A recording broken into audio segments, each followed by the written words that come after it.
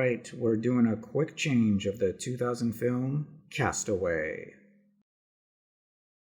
So, I watched Castaway the other night, and I just had to get this video out because there are a couple scenes that kind of bothered me a bit.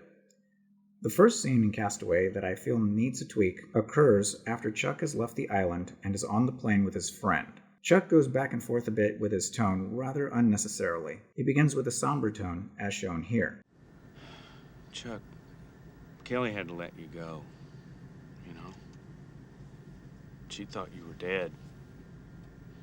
We buried you. Okay, nothing wrong with that. Now let's watch the tone shift. We had a funeral and a coffin, and gravestone, the whole thing. You had a coffin? What was in it? So now Chuck carries a more sarcastic tone, as if he's perturbed by his loved ones giving up hope that he was still alive even though his body wasn't in the coffin. Now, let's watch Chuck shift back to where his tone was before. Well, everybody put something in. You know, just a cell phone, or a beeper, some pictures. I put in some Elvis CDs. So you had my funeral. And then you had Mary's funeral. Do you see how Chuck is now back to somber? So let's remove Chuck's sarcasm and see if the scene plays a bit smoother. Chuck, Kelly had to let you go, you know? She thought you were dead. We buried you. We had a funeral and a coffin, and gravestone, the whole thing. So you had my funeral. And then you had Mary's funeral. Alright, that's a little better, right? I mean, we stayed with Chuck's somber tone, and we stayed on the subject of funerals, rather than going from talking about a funeral to what was in the coffin and back to funerals. There's definitely a smoother feel to the dialogue now. Okay, so the other scene in Castaway that bothers me is the reunion of Chuck and Kelly. And the main reason this bothers me is because we're shown how Chuck has changed after his 4 years away from civilization.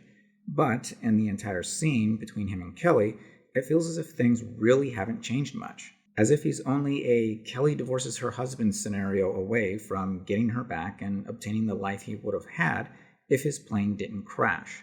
That's a feeling we want to avoid if we're to sell the audience on Chuck's life being so different now that he can't possibly return to his old life, because it's a life that has been cast away.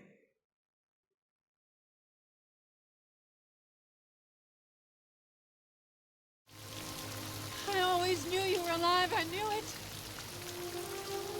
But everybody said I had to stop saying that I hadn't let you go. I love you. You're the love of my life. That is really condescending. And really, the strongest image to end this relationship on isn't one in which they are together, but rather the strongest image is one in which Chuck wants to see her again and is close to seeing her, but even a small distance between them is a distance that neither can seem to cross, for their own reasons.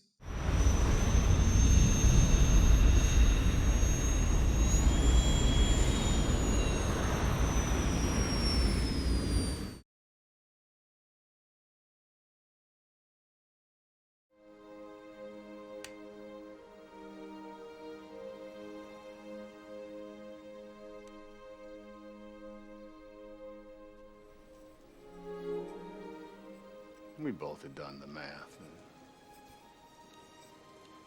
Kelly added it all up. Knew she had to let me go.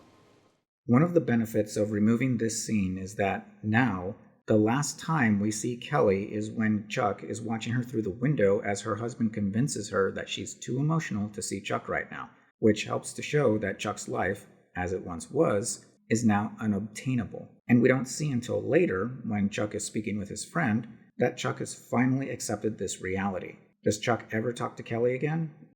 We don't know. But that's not really the point of the film.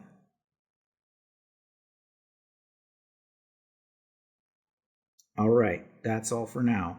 Up next, The Matrix Reloaded. Really, I'm serious this time.